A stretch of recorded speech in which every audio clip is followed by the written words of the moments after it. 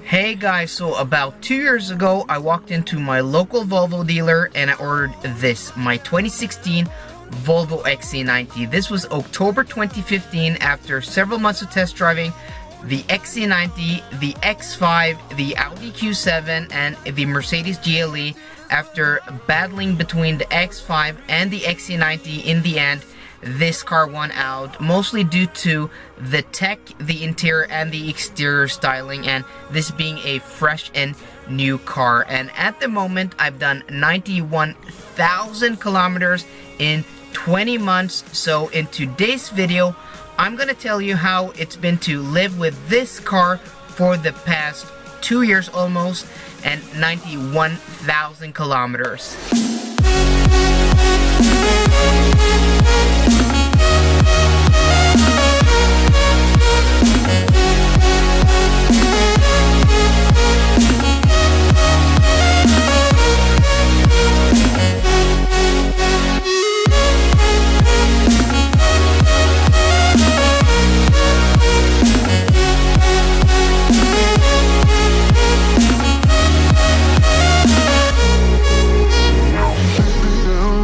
On an early February morning, 20 months ago, I took delivery of this, my 2016 Volvo XC90, and for some reason, I decided to film the whole thing with my phone. That was my very first YouTube video. It's terribly edited, terribly narrated. I'm really embarrassed about it, but if you want to see me embarrassed, check that video out up there in the right corner. But that was my first YouTube video and kickstarted this channel, so I'm really glad I filmed the whole thing, the whole day, and the delivery, because I can look back at it at any time and just relive the joy and the pleasure from that day. But since then, I made more than 100 videos here on YouTube, most of them on this, my Volvo XC90, but I've done a lot of other cars too, tested a lot of other cars, driven especially a lot of Volvos in the last year. And I've driven my car everywhere. I've driven it through a river,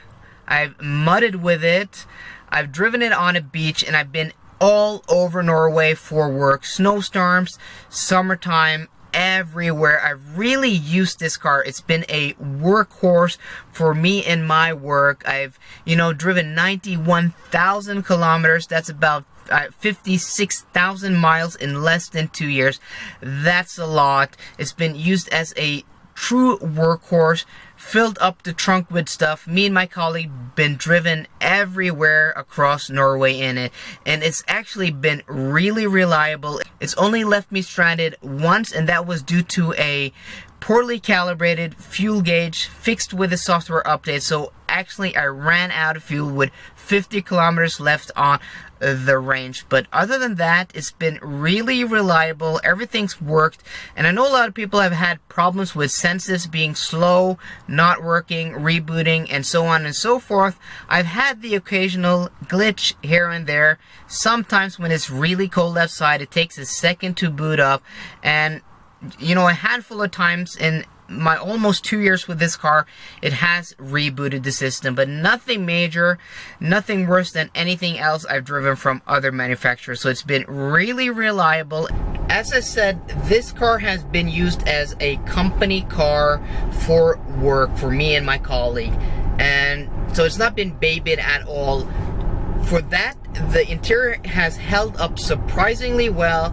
This is the amber colored Nappa leather option, and this Nappa leather is really durable. I don't have any scratches anywhere. I might have a scuff here and there, just faintly on the leather, but looking at the seat here, the passenger seat, which has been seated as much as the driver's seat, it looks almost new. It just needs a wash over. It will look matte and really new. So it's surprising how well this interior has held up. The quality of materials, not only the fit and finish and the touch of it, but actually quality, the durability of the materials is really impressive. Everything just feels solid and well built still after almost 2 years and 91,000 kilometers. So way back in 2015, when I ordered this car, I really needed a big car for work. You know, being away for 3 weeks, 4 weeks at a time, you need a big trunk for, you know, all your luggage, for, you know, staying away for all that time and work stuff. And a big SUV was really the only thing that fitted the bill. 4-wheel drive, of course, because in Norway we have cold, snowy winters and high ground clearance for old Norwegian towns with poorly surfaced streets. So a no-brainer, or a big and large SUV. And now 2 years later, we don't travel as much. You know, we're only away for maybe a week at a time, a few days at a time, but still, you know, packing luggage for 2 male adults, bringing all your work stuff and having room for that in a trunk and not using the back seat, you need a large car. So I covered this in my last video. If I were to buy a new car today, a large SUV, it would probably be an XC90 again, instead of something like an XC60 or a mid-sized luxury SUV. So after almost 2 years and all those miles, is there anything I regret getting, or anything I regret optioning the XC90 with? And yes, there is. So first off, getting studded winter tires is one of my big regrets, because on 20-inch rims, 275 millimeters wide, when on wet and dry pavement, they're really noisy. At motorway speeds, it's almost unbearable. It's really annoying, and that's something I really regret getting. Next time I'm gonna get a car, I'm gonna get studless winter tires, because those are much more silent. I've covered this topic in a video earlier this year. If you want to check out that video, please check up there in the right corner.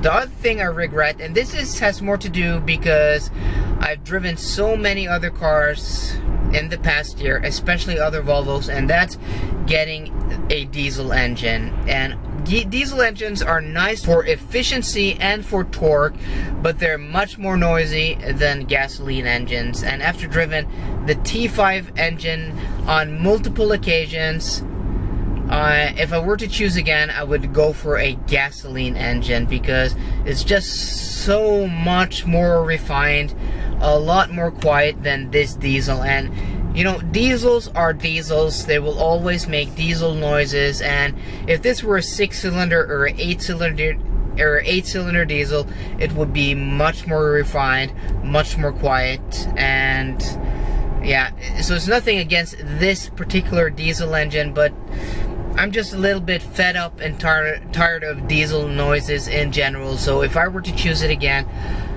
I would go for a gas engine, because it's so much more quiet and so much more refined. But what are the things that I don't regret getting? What are the things I'm glad I got? Well, first off, the Bowers & Wilkins premium audio system is top-notch. I'm a music lover. I listen to music almost all the time when I'm in this car, and that sound system is worth every penny of the $3,000 they're asking for it.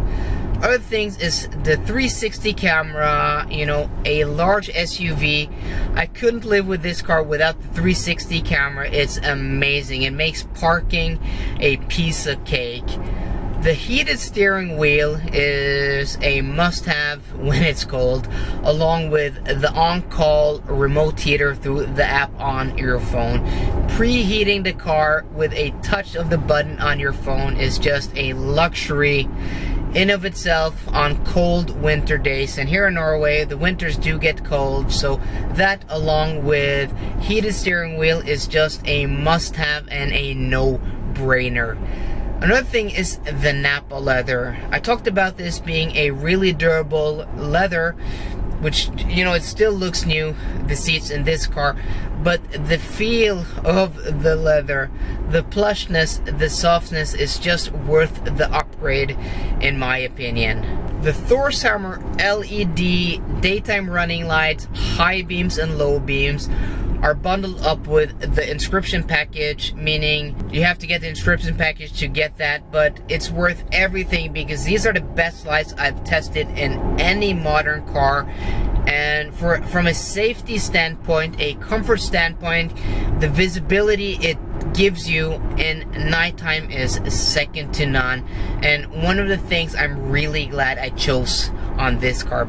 Lastly but not least, the adaptive cruise control is the best thing. If I were to choose one thing, it would be that. I use it all the time, especially on country roads and on motorways where driving is, you know, in general quite boring. It's long stretches of straight roads.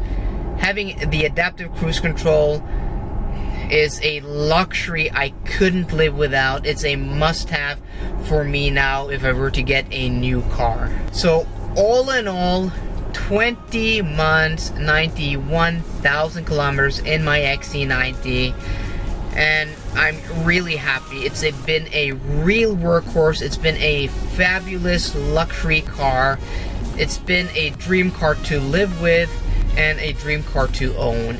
I have nothing bad to say about this car, and I can really recommend it to anybody looking for a large SUV, especially if you need this cargo space, if you need a car this big with this trunk space, if you need a car with 7 seats. If you need any of those things, I would highly recommend checking out the Volvo XC90. So 91,000 kilometers with this car. What does the future bring? Well, I'm not sure, because it's got high mileage now and it will soon be out of warranty. The warranty is 100,000 kilometers or 60,000 miles. So I might get a new car in the future, but when, I'm not quite sure. So stay tuned to see what will happen in the future. And for you guys who have been supporting me and watching my channel since the beginning, a huge thanks to you guys. You guys are the reason I keep making and putting out these videos twice a week. And for all you other guys who have watched my videos, and for new viewers and new subscribers, a huge thanks to you guys. If you like this video, please drop me a thumbs up down below. And as always guys, for more car content, please subscribe. See you guys later, and goodbye.